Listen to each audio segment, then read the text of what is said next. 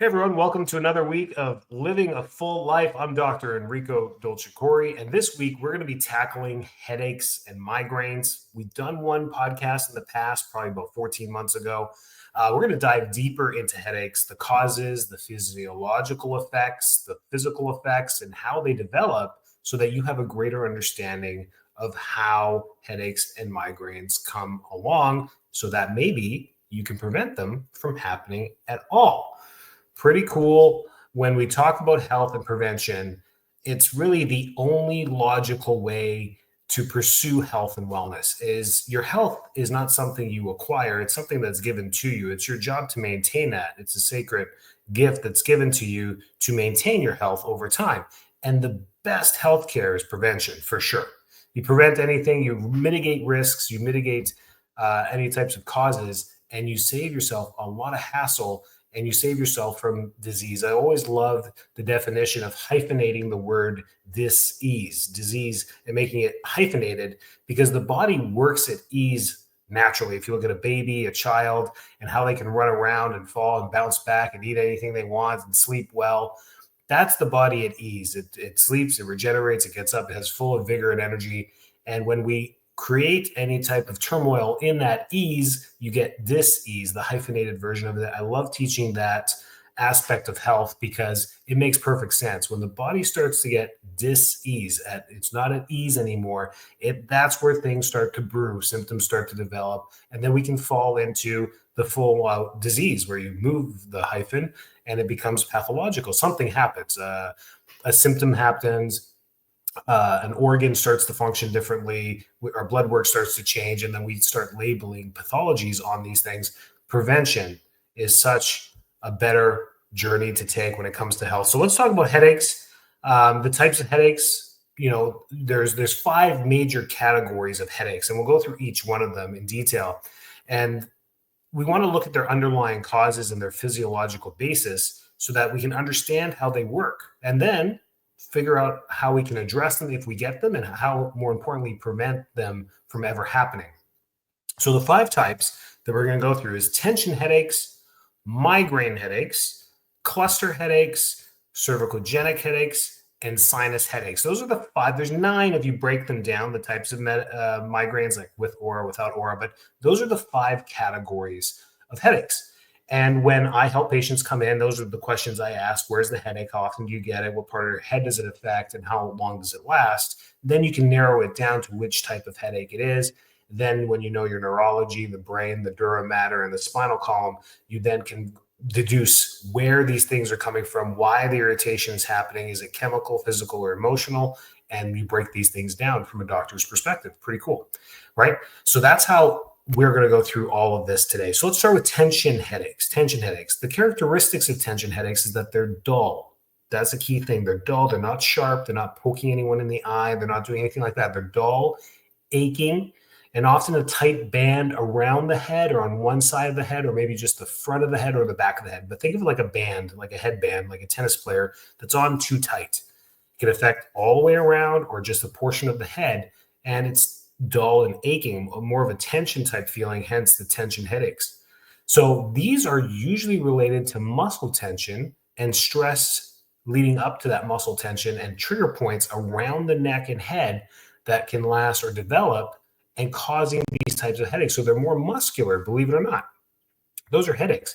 The cause of tension headaches, the causes are poor posture. That's number 1 across the board. When we help diagnose patients that come in with tension headaches, posture plays a major role in almost 100% of them. Kids, typically, young children, don't get tension type headaches. They'll get more of cluster. We'll talk about that in a second. Posture, stress, eye strain, and dehydration being the 4 major causes of tension headaches. So how do we prevent these things? Well, reverse engineer this. Stay hydrated.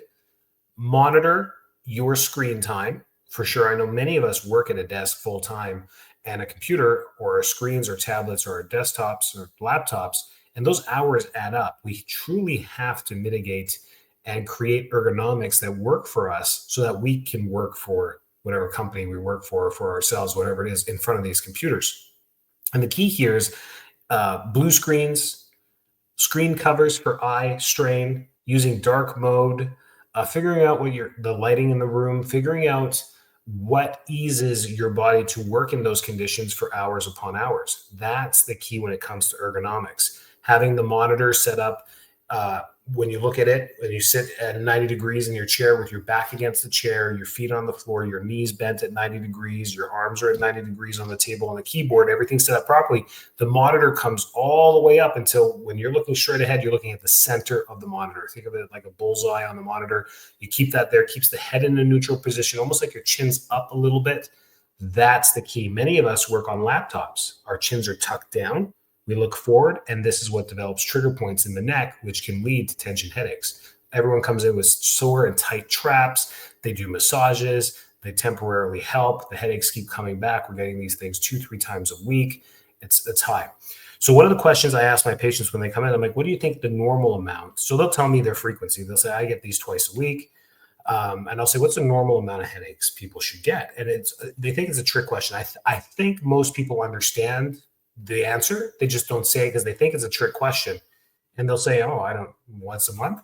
I say, never. You're never supposed to get a headache. It's like, how often is your elbow supposed to swell up in your life? And then they get it. They're like, oh, never, I don't think it's ever supposed to swell up. All right, never. We're never supposed to have symptoms. So there's no normal amount of headaches. When people say, oh, I get the normal amount, or I get a regular amount of headaches, I'm like, that's irregular, very irregular. The last headache I had was when I was sick, and the time before that was probably 5 years ago.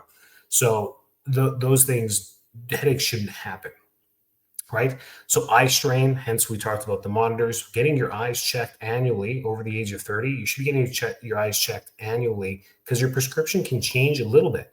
Even a quarter of a point can really create eye strain, especially for farsighted, for nearsighted people. Nearsighted people can see near easier, but farsight can change, and those prescriptions can actually change month to month. They can change year to year for sure. And then with women, hormone changes can change things as well. That's why over the age of 40 for both men and women, we get a change in eyesight or prescription because of hormone changes. Unfortunately, that's one thing that happens. So getting your eyes checked, creating good ergonomics, staying hydrated, and correcting our posture and always working on our posture.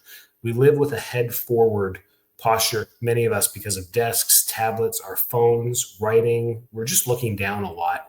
So doing the opposite is great. Rolling up a towel, lying down flat on the floor on a yoga mat, looking at the ceiling with that towel right underneath your neck, rolled up to about 4 to 6 inches in diameter, depending on your height. I usually tell people put your hands together, your index finger and your thumb on both hands, put it together, create that circle. That's the diameter of that towel, nice and tight, right underneath, lie on it for 15 minutes, 1-5. Takes about 5 minutes to just relax. Once you relax, you get 10 minutes of almost a decompressive state with a curve in your neck, putting the curve in the right direction where it's almost making you look like you're looking upward, your chin goes up. That's the curve development that we want in the neck to prevent tension headaches. Okay, moving on to migraine headaches. These are categorized as more intense headaches. Throbbing pain, often on one side, can come with light sensitivity, aura, nausea, where we just want to go lie down to get away from it. They're intense. It can be any part, the throbbing can be any part of the head. It can be behind the eye, it can be on the side of the head, the front of the head, the back of the head. So that's a migraine headache. The physiology behind it's a little different. It's not trigger points. These are neurovascular changes that happen in the brain. Inflammation and serotonin imbalance can also play a role there too. So they're inflammatory pain receptors in the brain. And it's because of neurovascular changes. Nerve stress, nerve irritation can change the vasodilation of arteries as far as how much they pump blood into the brain and venous return on how much they exit it. And if we build up any type of tension in that pressure, it can create migraine type headaches. Nerve irritation alone can create a migraine, and then any type of inflammation. Maybe we just ate some bad food. We got into some global inflammation in the body. And then serotonin imbalances. This is where mood can affect and where stress can highly affect neurovascular changes in the brain as well. And that's where we get the dopamine changes and the serotonin changes in the brain, which can cause migraines as well, leading to more of a neurotransmitter type issue here. So hormones, foods, stress, and sensory triggers are what cause migraines. If you're susceptible to migraines, you know this, and you've probably learned how to live with them.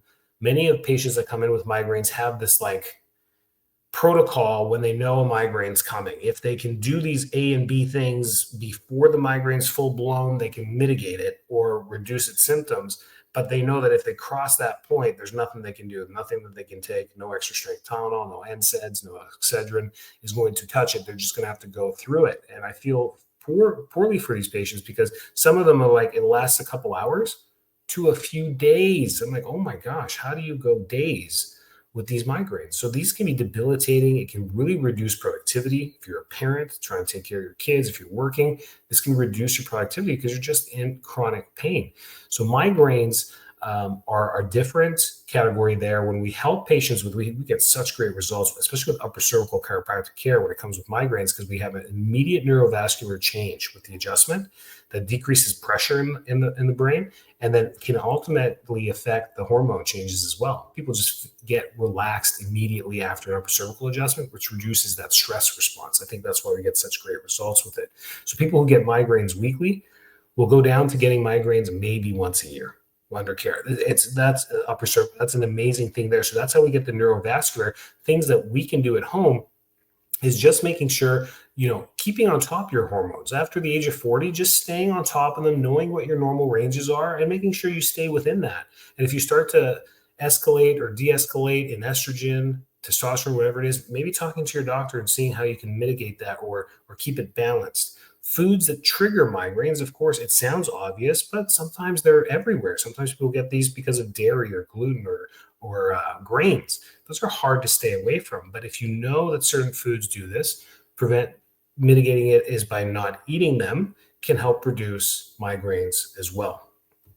So number 3 is cluster headaches. Cluster headaches are characterized as more of a severe pain around the eye, typically, or around the side or the temple, often in cyclical patterns or clusters. They'll happen on this side behind the eye all of a sudden, and then you'll get another headache. Maybe it moves to a different spot and you get that. The physiology behind this is that it's hypothalamic activation and abnormal nerve signaling that can cause these clusters of certain parts of the head and brain to get irritated. So that hypothalamic activation means that we are getting sleep cycle disturbances, or we're getting into typically chemical irritation from some type of exterior source. Usually the most common is alcohol and smoking that cause these types of things, but they're also seen in children when they have these types of cluster headaches, and it's because of dysregulated sleep. Again, in our chiropractic offices, getting these children adjusted normalizes nerve tone in the brain and spinal column, and their sleep immediately changes. And once their sleep immediately changes, their headaches get better almost immediately. It's a quick effect with these children. But what about adults that are getting cluster headaches? It's typically because of a buildup of stress over time, hence the hypothalamic activation in the brain, which is responding to constant stresses. And this is due to work. Typically, our careers will do this, the grind, the daily, weekly, monthly grind, that we get sucked into it. And then you realize, man, when did I start this job? Oh, 2011. It's 2025. And 14 years have gone by. You've been doing this work, and you realize that you're stuck in this cycle. So now we're getting into more stress mitigation, taking time for yourself, going for walks, changing the lifestyle a little bit to help reduce those. And again, chiropractic care has done so well with headaches. It's hence why we're doing this podcast today. I helped thousands of patients over the last 17 years with headaches. Like, it's just headache. I joke with our team all the time, the other chiropractor, I'm like, headaches are our bread and butter. I mean, this is easy. Somebody comes in, that's it. We can guarantee we're going to help these people just because we have such an influence on the nerve tone of the brain. It's amazing stuff. So number 4, so we got tension headaches, migraine headaches, cluster headaches, and now we're on to number 4, cervicogenic headaches. Cervicogenic means cervical, the neck, so neck causing headaches. So this is, as you can see where we're going with this, the characteristics is that the pain originates in the neck and radiates up towards the head. not to be confused with tension headaches, which can be painful along the head. We can have trigger points along our occipital, temporal muscles, our jaw. We can have trigger points develop here. Cervicogenic is that the pain is originating from the neck. The long scalene and trapezius muscles in the neck are getting way too tight, and they're irritating blood flow and nerve flow back to the head. So the dysfunction in the cervical spine often involves C1, 2, and 3, or one of them or all of them. And it's verticogenic. So it's because of the vertebra misalignment. This is strictly a chiropractic type therapy for this one. People with cervicogenic headaches, 100% results with chiropractic care. To get this diagnosed, it's with x-rays to see the facet joints, see the malalignment, adjust them correctly. These are the fastest resolving headaches because chiropractors are all on top of that, and they're not neurovascular, which becomes more complicated when things are neurovascular. So dysfunction in the cervical spine, you restore function by getting proper mobilization of the joints and that they're aligned properly after a spinal manipulative therapy. Works fantastic. Our upper circle technique that I do specifically is even one step above, where we align and take a CT, a panoramic CT of the neck, look at the neck in a 3D model, see exactly what's misaligned, use a non-rotary adjustment, meaning that your head will never turn, crack, pop. It's done side lying, and the adjustment is specific and fast, and you just kind of sit there and chill afterwards. The bones oscillate back into place. It can be as fast as one adjustment where people see improvements, but within a few weeks, patients are back to normal with no headaches. Quite life-changing for them.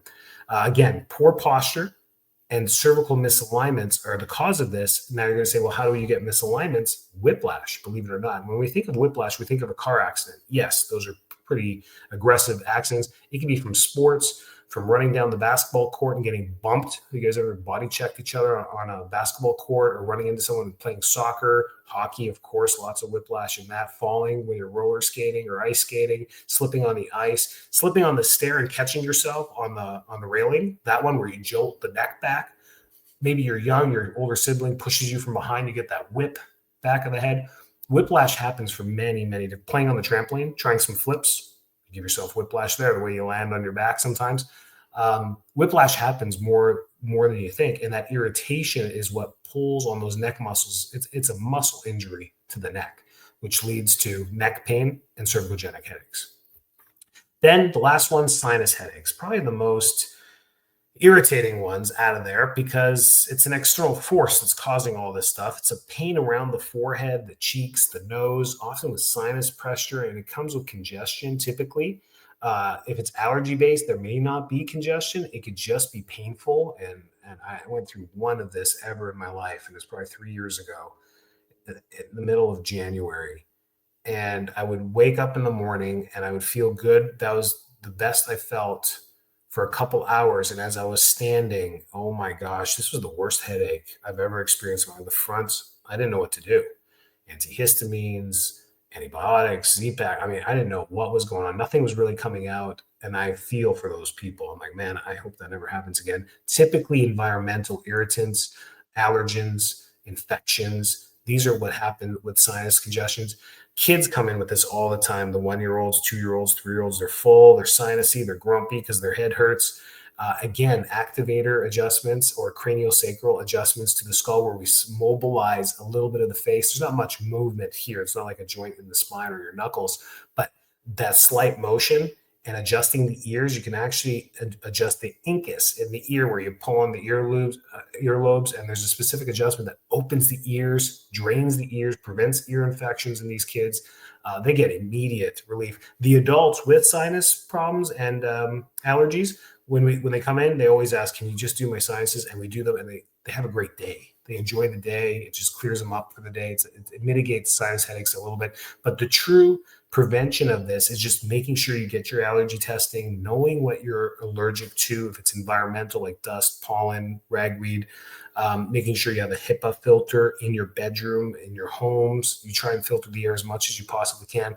You've read these studies where it says in your home, It's 200 times more dirty and more dusty and worse air pollution than outside. If you just step outside of your home and stand on your driveway, that's how much dirtier the air is. So doing everything you can to filter this stuff, it's because it's stagnant. We use the HVAC that cycles the same air all around the house, and it pushes dust everywhere. That's why we have carpet. You get dust in the corners, you get dust mites. There's so many reasons as to why internal environments are a little bit worse air pollution than outside. It's because there's just not a constant flow of air movement.